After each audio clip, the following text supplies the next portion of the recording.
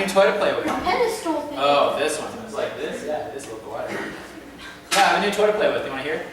Sure. How was that? I'm mic'd up now. Suckers, I have more authority than you do. All right. Ooh, that works well. Wow, cool. Can you tell I'm excited? All right, well, first of all, I just want to say that I'm super excited. I'm sorry, I'm playing with the capo. I don't know why I just picked it up. First of all, what I want to say is I'm super, super excited of the new faces that are here tonight. If you haven't been welcomed already, just want to make sure that you guys know that you are welcome. We're excited that you're here. You're catching us at a really good time. We are actually in the middle of a series called Love in Action. And just to kind of recap what's been going on in this series, we are looking at the last week of Jesus' ministry on the earth. We also know this as either Holy Week or Passion Week. And this is everything that's leading up to Jesus' crucifixion and his resurrection, which I have to clarify right now that there seems to be some misconception, and I'm starting to watch, it's really exciting to watch actually, but I'm starting to watch a lot of other pastors have to clarify this. The most important part of this whole entire week that we're looking at isn't what's actually happening during the middle of the week, and it's not the crucifixion. A lot of people kind of hold Christianity to the whole entire crucifixion scene. They hold Christianity to the image of the cross. And yeah, hey, look, the cross is awesome. But what sets Christianity apart from anything else is the fact that our God came down to this earth, died, and rose again. The one thing that separates Christianity from everything else is that Jesus was resurrected on the third day. So with everything that we have leading up to that day, that resurrection day, it's all part of what we've been looking at as we try to figure out who Jesus is. And remember, the whole entire point of this series is, one, I want you to figure out for yourself, who is Jesus? C.S. Lewis, I'll summarize his quote that we first began looking at. C.S. Lewis, in case you don't know who he is, if you ever read the Narnia series or watched the movie Narnia, he is the author of that series plus many, many more. And to summarize a quote that we began the series with, C.S. Lewis says this: Jesus cannot just be a good moral teacher. What he taught would have either come from someone who is a lunatic, a liar, or the Son of God. However, the choice is ours to decide who he is in our lives. Now, let me clarify.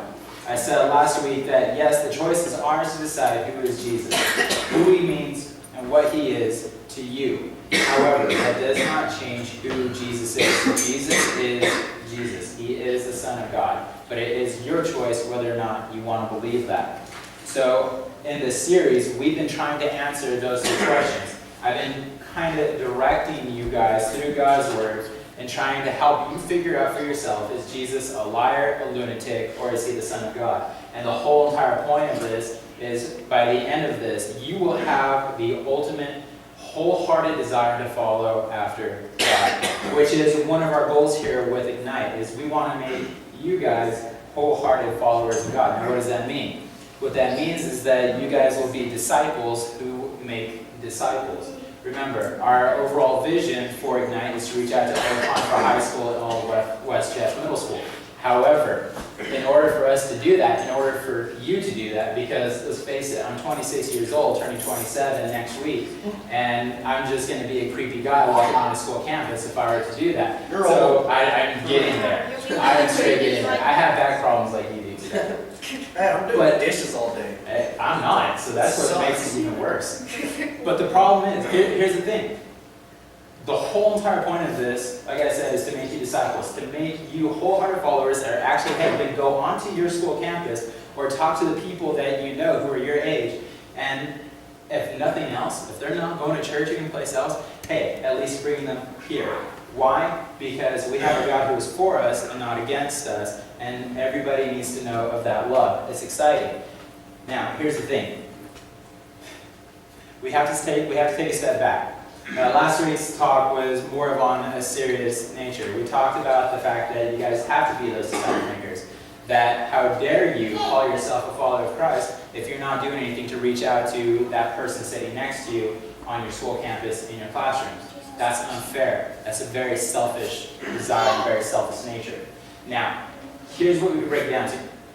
We could break it down to that the reason why you don't do that is either one, because you're afraid to talk to somebody that you don't know or that you do know, which is even worse, about God. And the reason why it's a bad thing is, well, if he's Lord and Savior of your life, then why are you ashamed of him? Now, the second thing that we can boil this down to is that, and I'm not going to say that this is the case for anybody in the room, but it could be. The second scenario is that it's as simple as Jesus is not Lord of your life, meaning you are not a wholehearted, devoted follower of him. And that's kind of what we're going to spend today looking at. Now, if you follow Ignite on Facebook, you kind of already have a slight idea of what we're talking about tonight. And if you don't follow us on Facebook and you have a Facebook, you'll follow us. If you don't have a Facebook, someday, hopefully, maybe. I like friends too. But what I posted up on Facebook was, and I want you guys to chew on this question. Don't answer it out loud. Just think about it. Reflect on the question. What does a fig tree and what does a tomb for the dead have in common with each other? Now, don't answer it out loud. Just work on that on your own. So, like I said, last week was a more serious topic. But in order, like I said, to reach out to those that we need to first be a fully devoted follower of God. Now, here's what we're diving into. We're looking tonight in the book of Matthew, and we're just sticking primarily in the book of Matthew tonight. So if you got your Bibles, you can open up there. And the first place that we're going to is Matthew 21:18. And it says this. It says, "Early in the morning, as Jesus was on his way back to the city, he was hungry. Seeing a fig tree by the road, he went up to it, but found nothing on it except leaves. Then he said to it, 'May you never bear fruit again.' Immediately the tree withered." Now, we're trying to answer the question, is Jesus a liar, a lunatic, or the Son of God? Now, the first thing that we can come down to is, well, we can throw a liar straight out of the scenario right here, because I don't think that there's anything in this passage that would make us think that Jesus is a liar. Now, we can say that Matthew's a liar. We can say that Matthew has no idea what the heck he's talking about, that Jesus never told the tree to wither up and die, and that the tree did. But we're not looking to see if Matthew's a liar, we're looking to see if Jesus is a liar. But there's nothing in this passage that would give us a reason to believe that. So we're moving on to the second one, is Jesus a lunatic? Now, to better quote C.S. Lewis correctly, he said that the only other person that could do the things that Jesus did would have to be, well, the devil himself. So, is this something that the devil could do? Could he tell the tree to wither up and die? Well, most likely, yes. But at the same time, Satan doesn't have, I'll get to you in a second. Satan doesn't have any power that's not given to him. So he can't just say it and have it happen. I'll get to you. So, here's what you need to know about this passage in particular. There's actually something really, really interesting to it. Now, if you know anything about the Bible at all, if you know anything about Jesus, you know that a lot of his ministry is filled with miracles upon miracles upon miracles upon miracles. In fact, if you want to see a lot of those miracles in action, just read the book of John. Now, we're in Matthew, so that really not what we're talking about tonight, but we're focusing on this one in general because what this one has, what makes this one different than any of the other ones is that this is the only miracle that Jesus performed that was followed up with a curse. And everything else that he did, it was either life-fulfilling or life-provoking, and this is the one that he said, wither up, you're done. So hold on to that. So if all the miracles Jesus done, this is the only one that is followed up with a curse. Now we can sit there and say, well, hey, this is kind of harsh. And we can sit there and say, man, if this is the Jesus of the Bible, then why would I want to follow this guy? No? Let's see if it's actually as harsh as it sounds. If we move a couple chapters ahead and further on into today, by the way, this is Tuesday, okay? So we started with Sunday, which was Jesus' triumphal entry into Jerusalem on the colt of the donkey.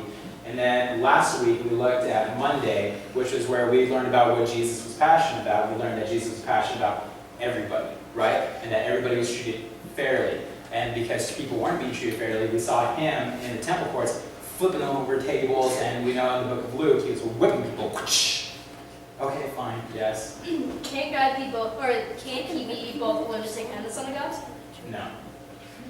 So That's wait, right. so if they're like, wait, what did you just say? Can't he be both the lunatic and the Son of God? So, can I like whip people if they're having fake No. sale in the church? Because I told you guys this last week, if you try to do anything that Jesus did, if Jesus is an ordinary man, we look at him as lunatic. You're an ordinary person, so if you were to do stuff like that, you're probably going to end up in bright shiny handcuffs. So good for you if you want to. But we're moving on into Tuesday. So this was in the morning. The fig tree was in the morning. So here comes the next part. Remember, I want you to think about the question, what does a fig tree and a tomb have in common with each other? Matthew 23, 27, 28 says this. Speaking to the religious elite of the day, he says, "Woe to you, teachers of the law and Pharisees, you hypocrites." Harsh, Jesus. Jesus is harsh on Tuesday, just so you know. "You are like whitewashed tombs, which look beautiful on the outside, but on the inside are full of the bones of the dead and everything unclean. In the same way, on the outside you appear to be righteous people, but on the inside you are full of hypocrisy and wickedness." Okay, harsh Jesus today. If somebody ever asks you, is Jesus harsh? Like, only on Tuesdays, man. Only on Tuesdays. So, we have the earlier miracle that happened on Tuesday morning of him telling the tree, "Hey, you're done. Go away." And withers up and dies. And now he's telling the religious people of the day, "Hey, you all are hypocritical, wicked, evil, awful people." That's like Jesus coming up to me saying, "You are a hypocritical, awful, wicked person." I am. I know this about myself. That's why I need Jesus in my life. And that's why you need Jesus in your life too. Hey, fulfillment. But, now, I said our two goals for Ignite is to, one, make disciples of you guys, which means we need to make you wholehearted followers. And then two, for you to go out and make disciples. Now, here's the thing. Like I said, if you are not reaching out to that person next to you, reaching out to one more, at least one more, it's always one more, then you are failing to do what it is that you're created to do. You have one purpose. Your purpose is to worship God. That's it. Everything else that you do is just secondary in nature. Congratulations, you've been trying to figure out what the purpose of life is. I just told you. I gave you the most golden nugget of information that you could possibly get in one day, which is, You're fired. no. You're supposed to be a disciple maker. You are supposed to be a follower of God. You are supposed to worship God. That's it. So, harsh Jesus on Tuesday. What makes him so harsh? Let's go back to the fig tree. A fig tree has one purpose, and it is to produce figs. Yet when Jesus walked up to this fig tree, it didn't have anything. So this fig tree wasn't doing what it was created to do. So if it's not doing what it was created to do, then what's the purpose of it any longer?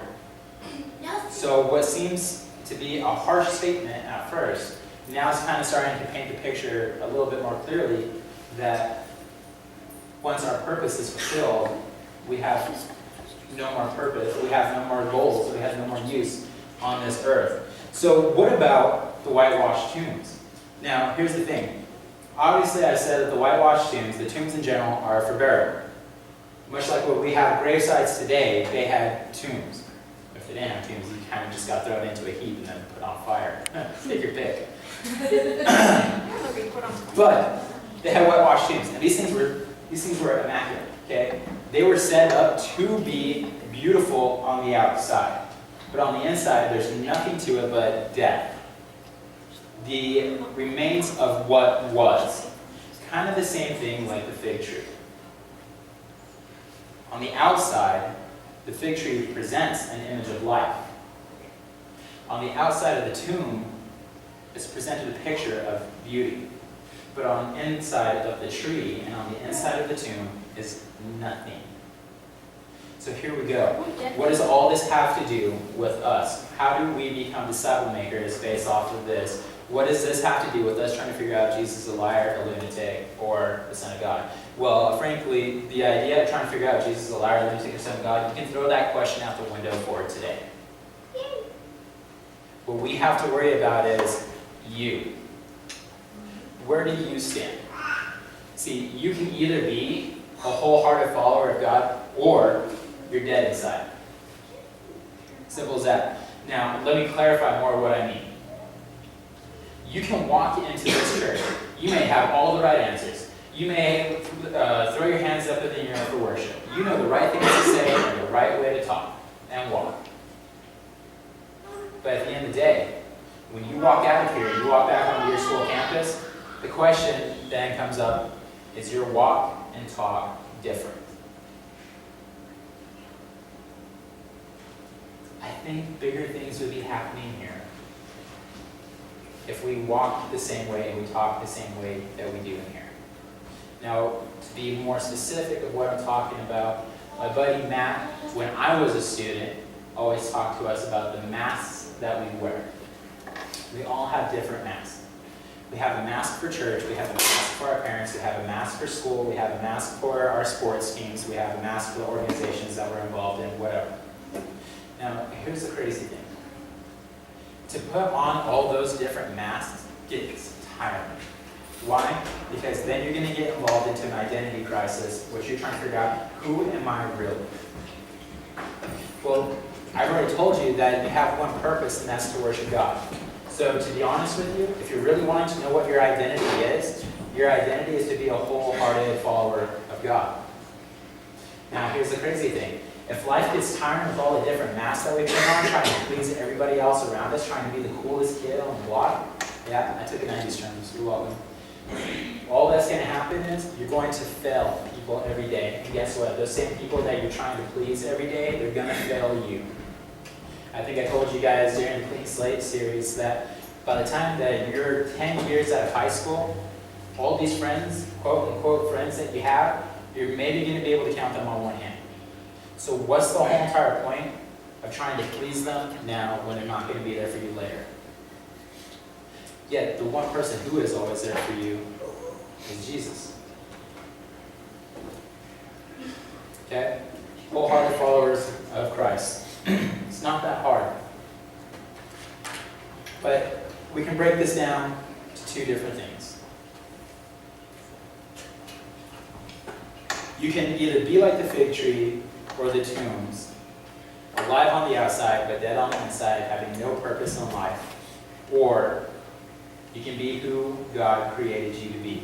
You can get rid of all the other masks that you put on to please everybody else, and you can just put on the mask that God originally gave you and say, you are a beautiful creation of mine, now please follow me and do what you can to make an impact on this world. I kind of like that idea better. Here's what's going to happen. If you choose not to be a fully devoted follower of Christ, either one, you will die and go to hell. Harsh? Jesus is harsh on Tuesdays. There you go. On Wednesday. Hear me out. It's the truth. If Jesus isn't what you're chasing after, he's not Lord of your life, you're going to go to hell. Jesus is concerned not about your outward appearance, but he's concerned about your inner heart. In the following chapter of Matthew, what Jesus ends up doing is he starts talking about the things to come. And what I mean by things to come is Lance is in the main sanctuary right now teaching a Revelation class. Well, this is where Jesus is doing a Lance. He's talking about Revelation. He's talking about things to come. In chapter 24, we get the title of the day or hour, and no one knows.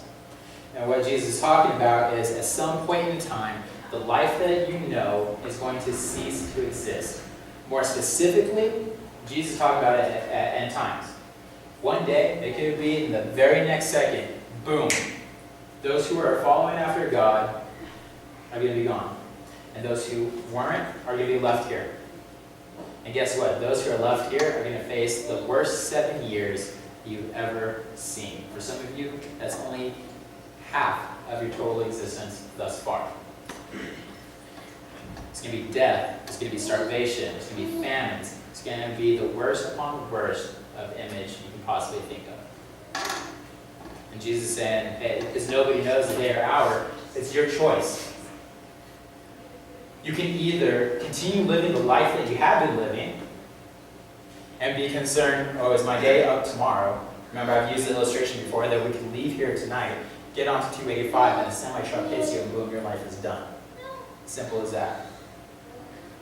And everybody else is going to be reflecting on, man, what kind of a life, what kind of an impact did this person make on this world? And more importantly, the question is going to come up,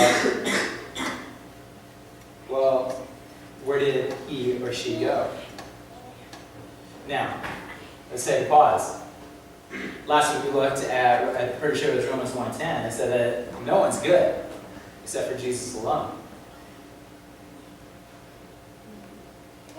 If tonight was the night that you got hit by a semi-truck and your life was over, are you hoping that you go to heaven because you were a good person? No. Because if that's the case, guess what? You just failed. If you like video games, game over. There ain't no reset. There ain't no redo. It's done. Continue on. In case you're not quite getting the picture that I'm trying to paint for you, there are those of you that would call yourself a follower of Christ, and you think that you're doing all these wonderful things in His name, but on the inside, you're still dead. Like I said, you may walk the walk, you may talk the talk, but without Jesus being Lord of your life, that's all it is. It's just a walk, it's just a talk. And frankly, it's just a walk and a talk that's going to lead you down a path of destruction. And in case you disagree with me, I've got the Bible that can back me up. In Matthew 7:21-23, Jesus says this. He says, "Not everyone who says to me, 'Lord, Lord,' will enter the kingdom of heaven, but only the one who does the will of my Father who is in heaven." And if I pause there for a second, the will of the Father is to reach out to one more. Why? Because what God's passionate about is everyone. Continuing on, verse 22, it says, "Many will say to me on that day, 'Lord, Lord, did we not prophesy in your name, and in your name drive out demons, and in your name perform many miracles?'" Jesus is harsh. Verse 23, "Then I will tell them plainly, I never knew you. Away from me, you evil doers." But that's only scenario number one, if you don't have Jesus in your life. That's a pretty rough scenario. However, the second thing comes out of being a fig tree or a washboard like this. We will not reach out to all of CHS and West Jeff Middle School. In fact, we may not even reach out to that one more. And when we have chosen to be a fig tree or a tomb, not only do we let others face eternity of hell, but we face it for ourselves. So where are you tonight? Are you the fully devoted follower of Christ? Are you the person that has no mask other than the one God originally gave you that said, "Beautiful, wonderful creation of mine"? Or are you the person that's walking around here pretending to be something that you're not? And then walking onto your school campus and really being the person that you actually are? And let me clarify, I've been in that position. If that's you tonight, I've been in your seat. I've been the person that I had all the right answers. If I went to this Bible study and somebody asked me a question, I can answer it, boom, it's this. I've been the person to raise my hand in the air during worship time. I've been the person to talk to others about Christ, but at the same time not truly believe in it for myself. Does it make an impact on somebody else's life? Sure. But the lie in the person always comes out. What I'm telling you tonight is, look, I've been there. I've been where you're seated. I've had the right answers. I've had the right everything. But been fully dead on the inside. And now, I can tell you that there is a complete life change. And that's what happens when Christ comes into your life. You go from being a fully devoted follower of death and destruction to a fully devoted follower of Christ. And it's not just something that you see for yourself, but it's something that others see in you. And all of a sudden that passion to reach out to one more becomes something that's not driven by you, but it's driven by God. So before we can even answer the question, is Jesus a liar, a lunatic, or the Son of God, you first have to ask yourself, I'm a do I lunatic. believe in this? It's up to you. But we will continue this series next week. And I'm going to promise you this, next week it's going to get weird. Simple as that. We're skipping a day. Nothing really happened on Wednesday, which is Why are we skipping Wednesday? That's like the best day. because nothing happened on Wednesday. But we're going to go into something even bigger and more important, but it's going to get weird. You shouldn't skip Wednesday. Why would we- So here we go. What are you going to do? I encouraged you guys last week with the challenge to go out and reach out to one more. We got about the same number of people in here this week. You got some new faces? I'm excited about that. The challenge still stands. If you are what you say that you are, if you are a disciple who makes disciples, we should see a healthy increase. Not a mass explosion, but a healthy increase. So that's 1 to 2 people a month or 1 to 2 people a week. You guys should be doing everything in your God-given power to reach out to one more. So are you a fully devoted follower of Christ? Or are you just a fig tree pretending to be something that you're actually not? Let's pray.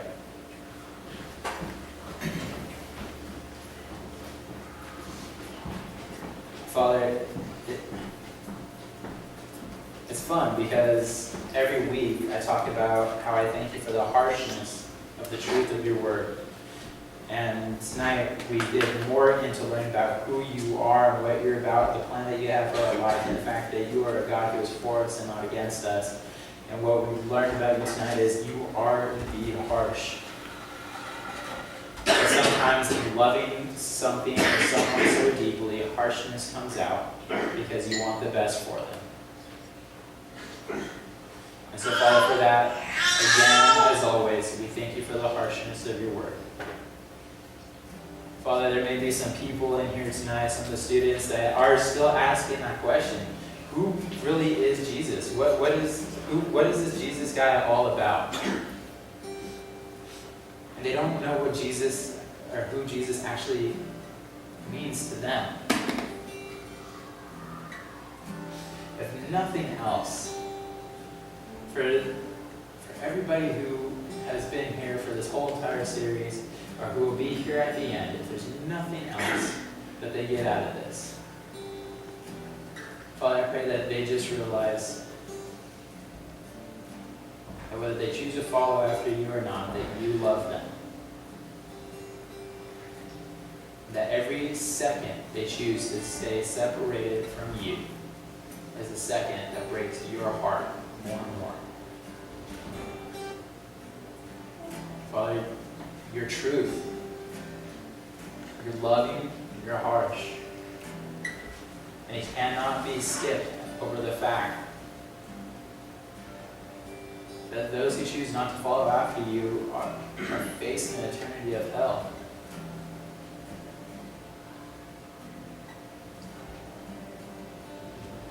For some of the people in here that may think, well, I don't know about this God guy or this Jesus person. I don't know what really happens to us when we die, nor do I really even care. I pray that they just get this image in their head. That if they're the type of person that says certain things, nothing happens to us when we die. We just become fertilization for the ground. I pray what they always remember is it worth the risk? Is hell a risk worthy enough to not follow after you? Because the truth of the matter is that if nothing happens to us when we die, if you aren't real, then guess what? Nothing changes. We become fertilization. Fantastic, whatever. But at least I followed after a purpose. But on the other side of the coin, the truth is that if there really is a heaven and a hell and people really are going to go to one place or the other, for those who are choosing to believe that nothing happens after we die, guess what? You're going to be wrong.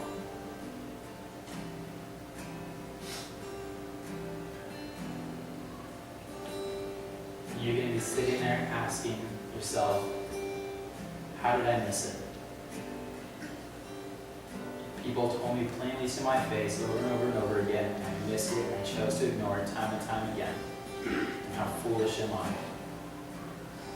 And Father, for those of us in the room, as we talked about last week, that they are a follower of you, they love you wholeheartedly, but yet they're not doing anything to reach out to one more, which is really part of their only purpose in this life. Father, I pray that they realize that there is going to be a day coming for all of us, that we will be here today and gone tomorrow. And we will have to answer for every one of those lives that we did not try to reach out to. We will be responsible for that one more that went to hell instead of heaven. Jesus was harsh on Tuesday, Father. We thank you for his harshness, because it shows that he loves us all that much more. Father, I thank you for the students in this room.